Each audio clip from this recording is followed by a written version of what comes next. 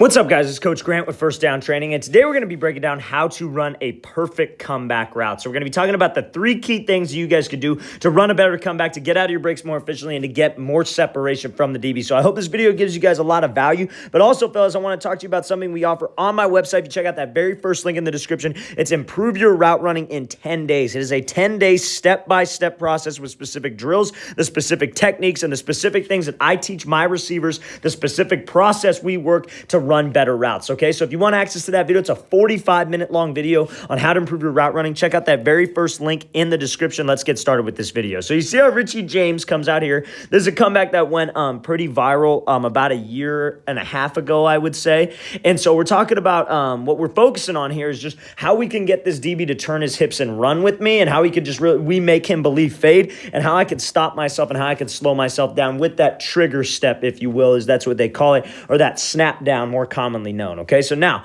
the biggest thing when you guys are running a comeback is we want to make this, whether the DB's off in zone coverage, right? You want to maybe attack his blind spot, you want to get him to move off, whether he's an off man, whether he's in a catch technique, whether he's in press man, whatever it is, we want to make him believe fade. So James does a great job of that, gives him this little hesitation hop, gets his DB sitting to the inside, we get his feet flat, we know that he wants a part of the jam, so I know I can just go and rip that shoulder, right? Because what do I want to do on a comeback? It's a longer developing route, right? And this is from the gun, it could be like a 3-step or a 5-step drop from the quarterback. So it takes a little bit of time to develop. Obviously, it's like more, it depends on the depth of the route, what the quarterback, what their drop is. But we know that we can't waste too much time because it's a longer route where a first read, usually no quarterback is ever going to throw a comeback late. So the guys who do like a slide release, give all these fancy moves and then go, then run a comeback, work like a little stutter step, that's not going to work. That takes too much damn time. It's just, it's not going to time up correctly with the quarterback. We got to give something quick. We're a first read on the play. Let's get up and let's go vertical, right? And rarely are you guys going to be a third or fourth read running a comeback. Rarely. It's a timing route, so you will most likely be the first or the second read.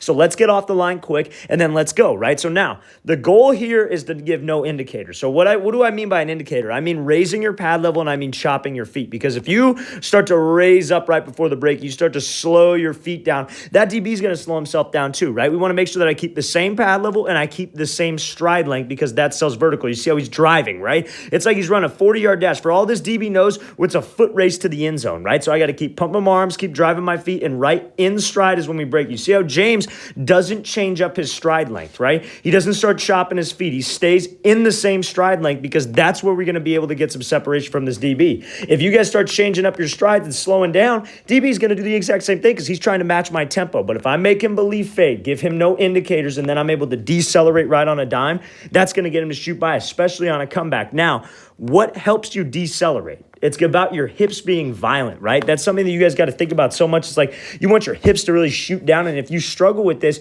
you might need to improve maybe your hip flexibility, maybe some explosion from your hips, doing like exercise like power cleans, like explosive movements. That can help you create a lot of energy at the top of this break and just overall be more explosive. So when we're in stride, the only way I decelerate is by getting low, snap it down and getting low. It's like when you guys have probably all done this before, you're at your house and like, let's say you got like a wall right here and you want to turn this corner and you're up tall and you drift away and then you go, or like you've probably seen a dog.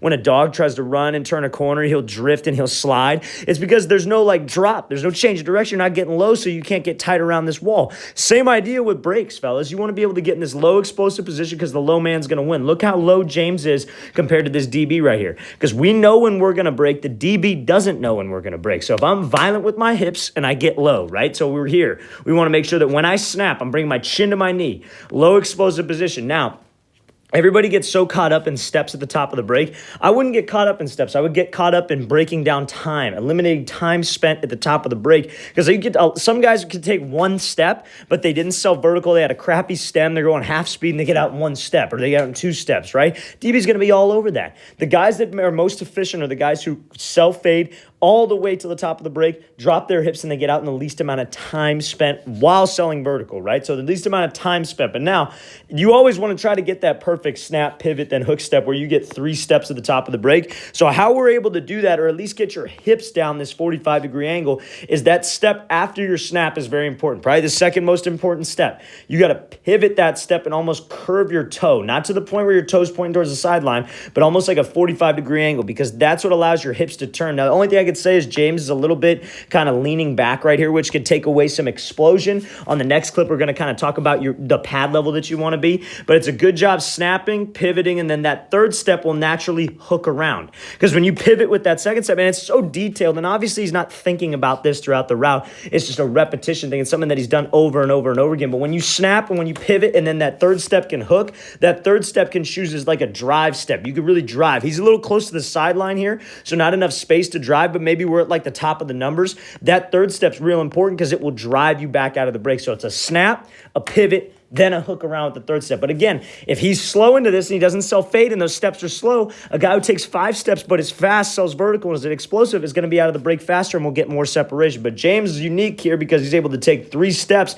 1, 2, 3, and drive out of this thing and go. And you see how he kind of rises up? Reason he rises up is because when he snapped, he was leaning back and his chest was back and he was kind of almost sitting back like in a chair. You want yourself to go forward, and we're going to talk about that in the next clip that we look at. But that's how you guys make sure that you sell vertical and drop on a dime when you're running a comeback route. Let's watch the thing again, full speed one more time. Next clip, we're going to talk about the phase 3 of the route. So he comes off here, make sure we sell vertical. Remember, no indicators, then we snap, pivot, hook, and drive out of this break. So now we're going to be looking at this route here from Van Jefferson.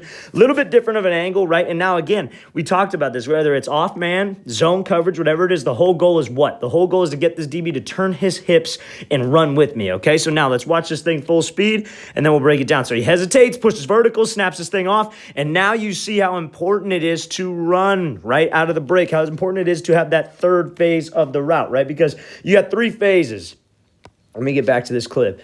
3 phases. You got stem, break point, acceleration. Those are the 3 phases. That's it. That's literally route running in 1 second. Stem, break point, acceleration. That's it. That's all you really have to worry about on any single route, right? And then obviously releases tie in, but I consider that a part of that phase 1, the stem phase. So the goal is now, you see how Van Jefferson gives this little hesitation skip right here? All that is just to slow the tempo down of the DB and then make him think vertical even more. Because how many times have you seen a guy run a fade, give a little skip, and then go? That's what builds into this thing, right? That's how you guys can build into it. That's how you guys can roll with this. And again, a comeback is a what? It's a first read. So you see how he's not giving this, he doesn't come off the line with like a walk release and give this little skip and then go. He goes. He's full speed, little change in speed, burst up vertical, and then he's out of this break, right? Because we understand that I got to get out of this thing fast. I got to get to that spot. I got to get to that landmark when the quarterback needs me to be at that landmark, right? So he gives this little hesitation. Skip pushes vertical, and you see, what were the keys? We were looking at that route from Richie James.